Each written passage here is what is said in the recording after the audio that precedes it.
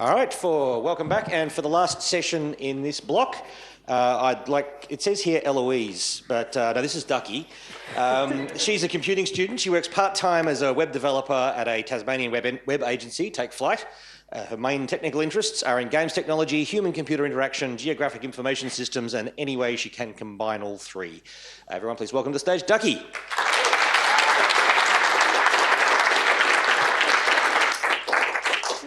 Hello, hi, there's a lot of you. I'm Ducky. I just want to do a quick check. Does anyone have any kind of vision impairments? Like, can everyone see everything on that slide very easily? Like, shaky hand if you can't. Otherwise, I can describe what's on the screen for you later. Nope, all good. Awesome. So as Russell read out, I like and do many things, probably things that you might like or do too. So, we should talk sometime, maybe after this talk. I'll be around for afternoon tea.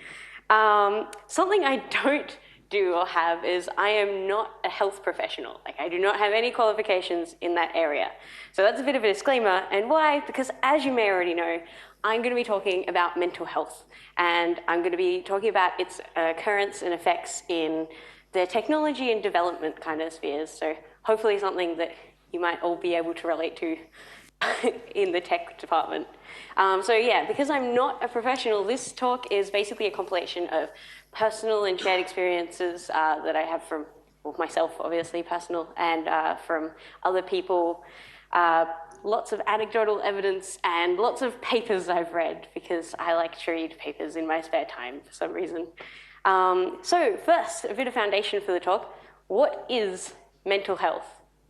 So up here we've got a great quote from Freud as its most simplest kind of form, is the capacity to work and to love.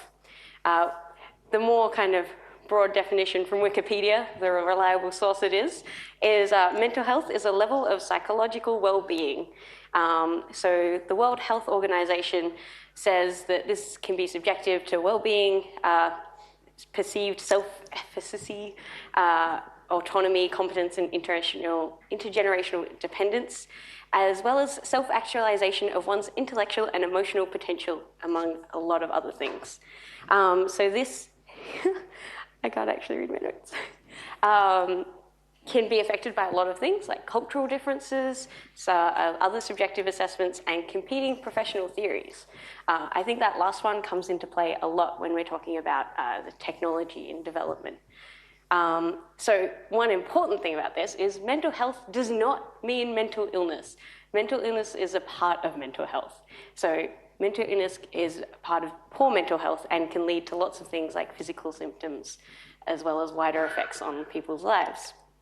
So why are we talking about mental health?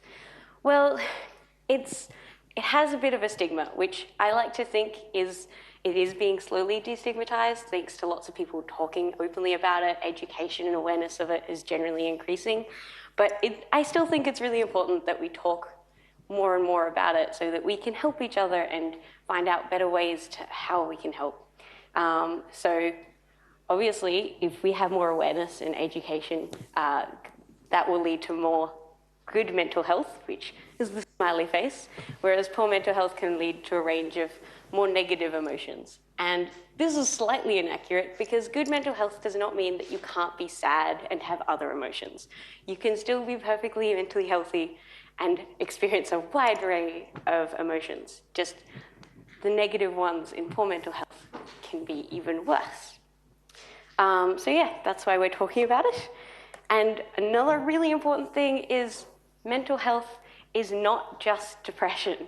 There are so many parts of mental health, lots of different symptoms. So just keep that in mind when we're talking about some of the strategies that we're going to discuss throughout this talk. Poor mental health can come in many shapes and sizes. So why is it important in development? Obviously, our development processes aren't directly tied into our brains yet. Maybe one day. But in development, there can be some risks. I mean, we do use our brains a lot in development, or at least I hope most of us do. So I found with tech, a lot of us have tech as our hobby and our jobs. And that means a lot of us can be really passionate about this. And that is wonderful. Like, it's been really inspiring coming into technology and development because I still feel quite new. I only entered this when I first started university. But that can also lead to some downfalls. So as Russell said, I'm really interested in games and the games industry in general. And recently, I think in the last year, there's been a few people in the games industry who came out with long essays about how if you're not passionate enough to work non-stop, no sleep, no breaks, then you shouldn't be in this industry. And I really disagree with that. I think work-life balance is really important, and I think all the evidence with mental health really backs me up there. So while a lot of us are really passionate and this is our hobby and our job, and that can maybe seem like our entire lives, it's important to be able to take steps back and balance that with the rest of our life. So there's some other things in development for people who might not see technology as their entire life, which is good. It's really good to have other disciplines involved. Things like crunch time. Has anyone ever gone through a development life cycle that has ended up in a crunch time? Oh, that's good. That's no good. So crunch time may have been difficult, straining, very stressful, I imagine. I try not to have crunch times, but I definitely do it in university assessments a lot. I definitely leave way too much to the last minute. And yeah, that's something that a lot of development life cycles try to avoid, but there are a lot of reasons that in technology we still get there. Another thing in development is there's a lot of freelancers. So I looked up some stats before this, or at least I had a lovely helper in the audience. Thank you, Adam. Look up some stats from the ABS from 2014, not the most recent census. And found out there's nearly 20,000 freelancers in Australia. That's just Australia alone, which makes for about 10% of the ICT industry. And that's quite a lot of people. So freelancing in technology and anything comes with its own trials and tribulations, and I imagine there's a lot of strain there. Just in open source communities, just when you have people maintaining things in like smaller and smaller groups, that leads to a lot of risks for their mental health as well. So I want to try this audience participation thing because I saw Josh Simmons talk and I really liked it. Can anybody else think of some risks in development that might lead to some mental health problems? Frustration. Frustration. So frustration with trying to get something working, trying to get a piece of code that you just can't figure out where that bug is. Anything else? Applied pressure from management. Applied pressure from management. So I guess a lot of the time we might be working with people who don't understand what we're doing and how it works. And they might not understand that they're putting on time pressures that we really can't deal with. So that's a really good one. Yep. Physiological practices that trigger mental health, like sitting for a long time or not exercising. Excellent. So sitting for a long time, when we're developing, a lot of us are probably sitting down, though standing desks are on the rise. And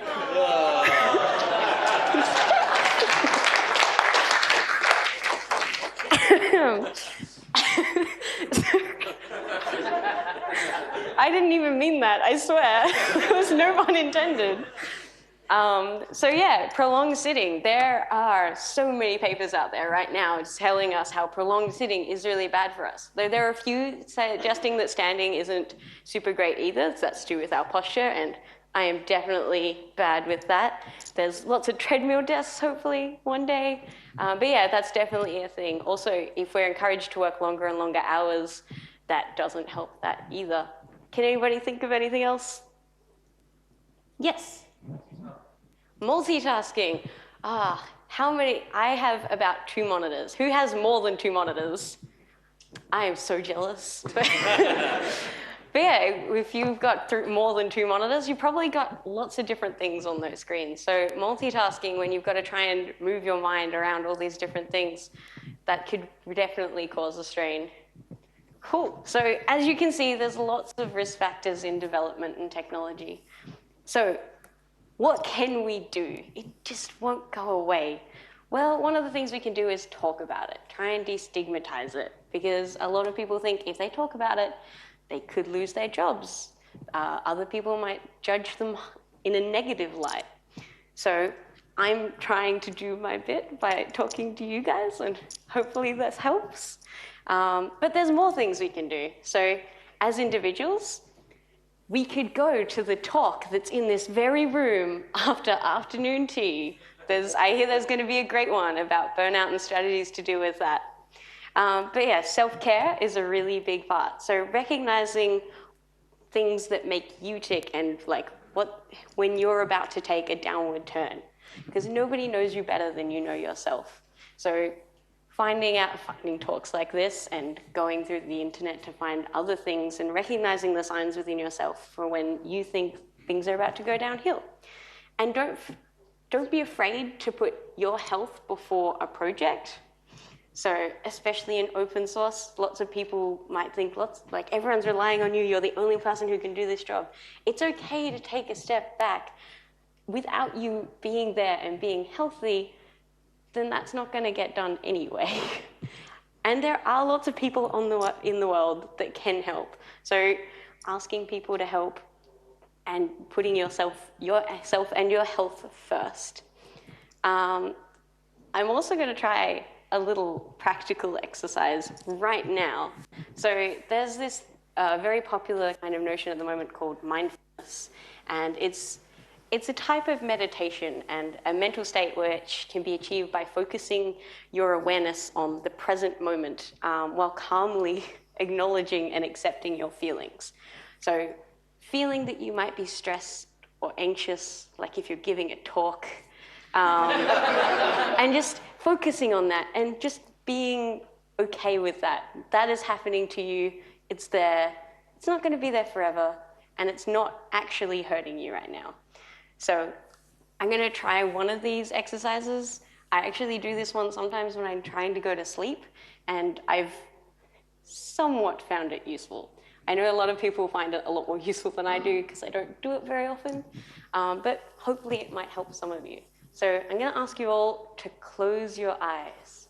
I promise nothing bad will happen to you. And I will stay in the room. So just close your eyes. Now I just want you to breathe in and out. In and out. Now I want you to draw your attention down to the soles of your feet. Maybe one foot, maybe both foot. Just feel the soles of your foot. The soles of your feet. Now maybe move up to your toes. Feel your pinky toe. Don't try and move it or tense it or anything. Just feel it. It's there, I hope. Now move up to your big toe. It's also there. And move up to your ankle. It might feel a bit ankly. So you're just feeling your ankle. Now slowly move up your calf. Feel your calf muscles. Try not to tense them or move them. Just be with them. Up to your knees. And then I'm going to get you to open your eyes, because otherwise the talk will go over time. So hopefully that's got your heart rate down. Maybe you're feeling a bit relaxed. At least you don't have to be on stage. You can just be calm and listen to the rest of the talk. So that's one exercise. You can just do that and travel up throughout your body, down again. You can try and challenge yourself and do like both arms at once or both legs at once. I'm still down to just one leg and one arm at a time. There's another exercise that we won't do, but you can try, if you're feeling really stressed or anxious, maybe look within yourself and try and find where that feeling is. So a lot of people, if you're suffering some sort of poor mental health symptom, if you're feeling really anxious, you might feel that in your throat or your chest or wherever. We're all individuals, we're all different. So you might be feeling that somewhere else. So try and focus in on that feeling and close your eyes and breathe. Never forget to breathe. And just like try and visualize what it sounds. Sometimes it's really good to do it in pairs, so you can be explaining to someone what that feeling looks like and how it feels, and just try and go inside the feeling. So I'll leave that up to you to whether or not you want to try it.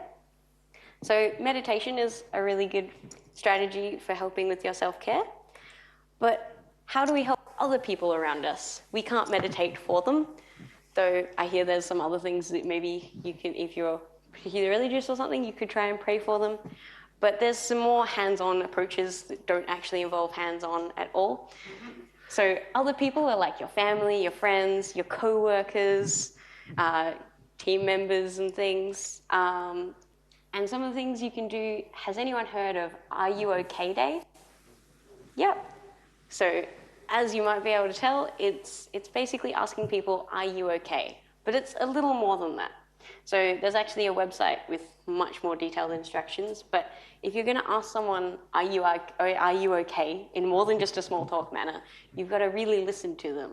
And then it's not just about that one individual interaction, it's about following up, making sure that that's the same. Sometimes people won't be okay, and one of the best things you can do is to be there and listen and understand that maybe you don't understand sometimes is very useful.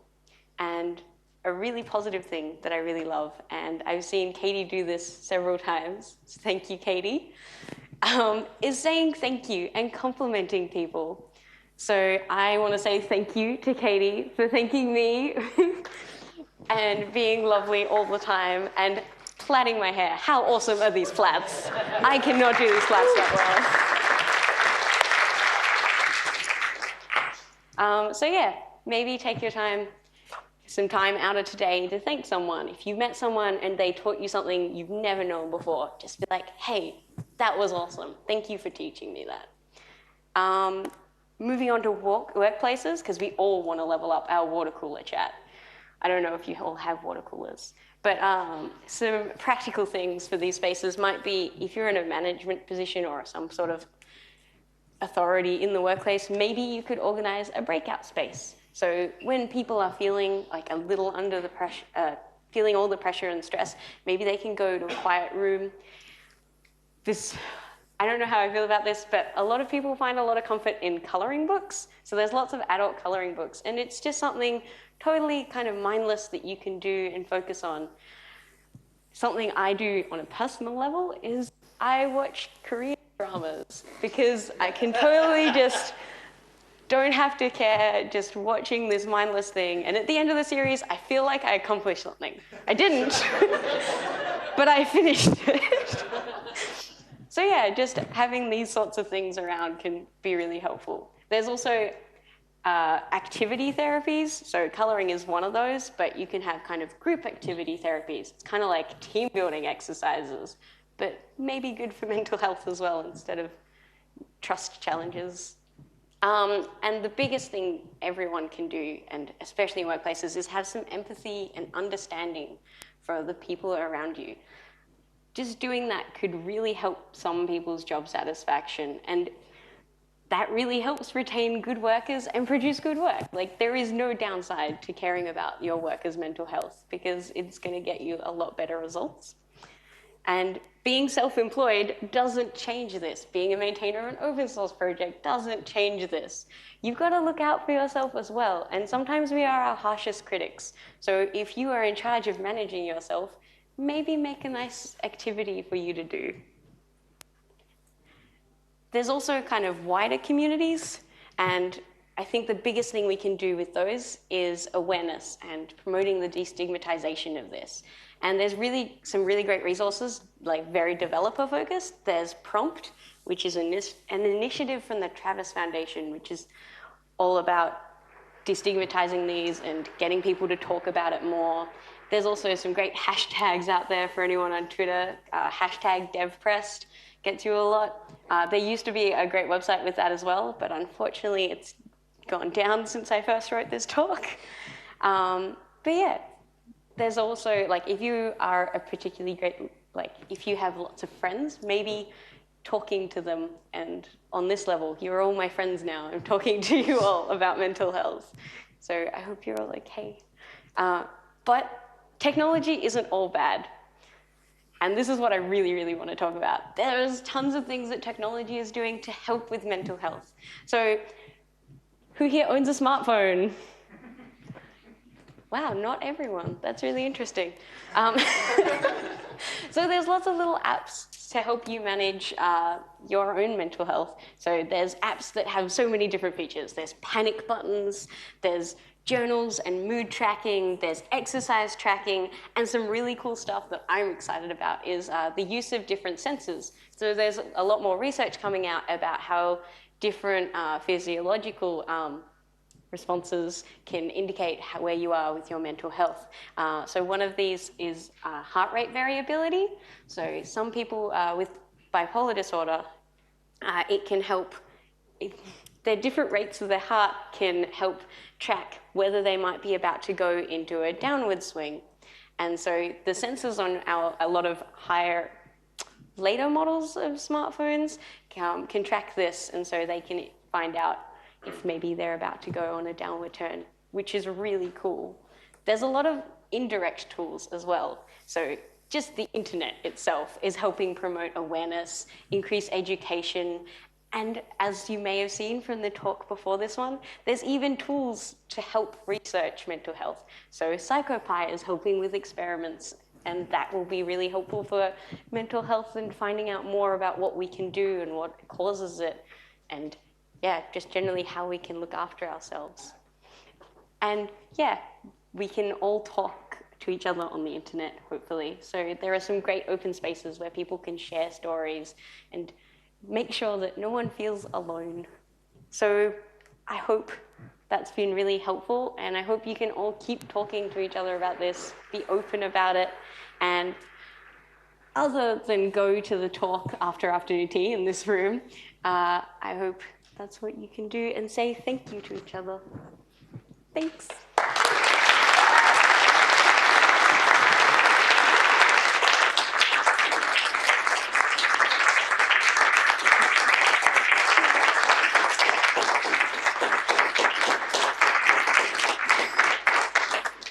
So before Russell asks you for questions, if you don't have any questions, we can play Sleeping Tigers. So I just thought I'd let you know. I'm intrigued now. Thank you very much, Ducky. It's a fantastic talk. Yeah, if you're keen to play a game of Sleeping Tigers, I've never played Sleeping Tigers, so. Yeah. Cool. If there aren't any questions. Yes, Like Sleeping Tigers it is. You can talk to me afterwards if you do have any questions. I do actually have a list of resources sort of for this talk. This is the second time I've written this talk, and so I have like a long list, but they were on a different computer and I didn't back them up. But I'll get them if you want them. So who here has played Sleeping Tigers or Lions or Ducks? Wow. So I'm going to take you all back to primary school, and then I'm going to take you even further back to kindergarten. So this is a great game that I think teachers mostly like to play to make us quiet. Basically, you all kind of get into a comfortable position and pretend you're a sleeping tiger, so you don't move. If you move, you're out. That's the game. And I deeply contemplated just making this entire talk that. Because what better than to have a nap time instead of talking about mental health? Sleep is very important for mental health, by the way. If you don't get enough sleep, you're gonna have a bad time. Cool. So, do you guys want to play still? I don't see anyone saying no. I'm a little concerned. Okay. Go. I'll give you like 10 seconds to get comfortable. 10, 9, 8, 7, 6. I have no idea how I'm going to get any of you out. I don't want to be that mean. 3, 2, 1. Okay, no moving. Unless you want to leave. Like that's perfectly valid. I hear there's going to be afternoon tea. Oh, I don't have a phone, do I? Where is yours? Oh, there.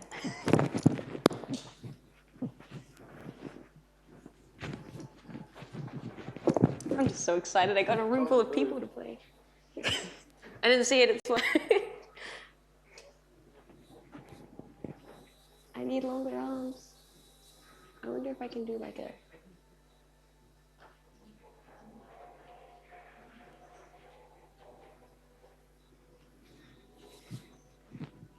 You guys are all great sports. I love you.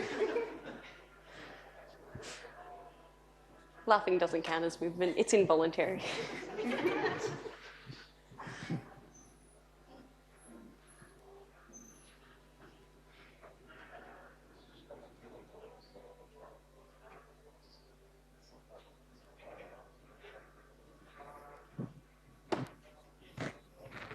Problem with this is now Russell's asleep. I have no idea what the time is. We may miss afternoon tea, guys. I'm sorry. 4 minutes. Oh, wow.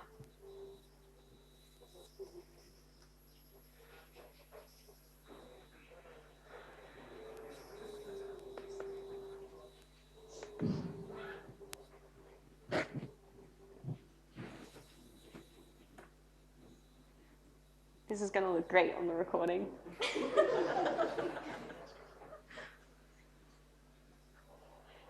Oh, you guys look so sweet asleep.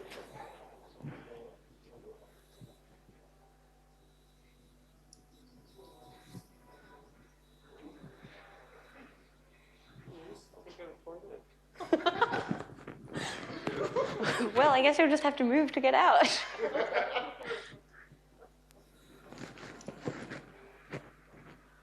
I don't want to get any of you out. I don't feel that mean-spirited right now. Okay, no. You can stay. You can help me get people out. Yeah. Cameron is now judging you all, and he's a much harsher judge than I am.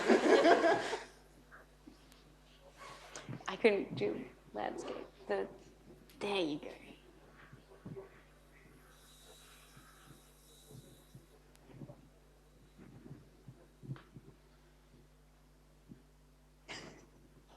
Would you like to become a judge? I know, right? They all look so peaceful, even if they're moving. Yeah, they're all really good tigers. Actually, no, I'm rebranding this. It's now sleeping ducks. You're all ducks that are asleep. Look at this row. Like, don't look at me still playing. Everybody else look at this row. It's amazing. Wow, you guys are doing a really good job. You've played this before.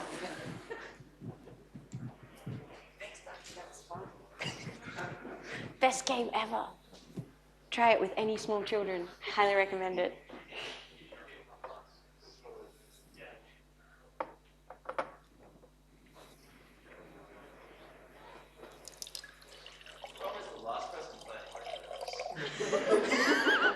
Okay, so if you just slowly open your eyes and just start leaving until the last person is left.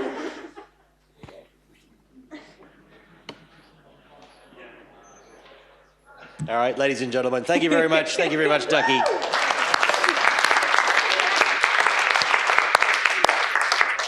You're all great. I love you all.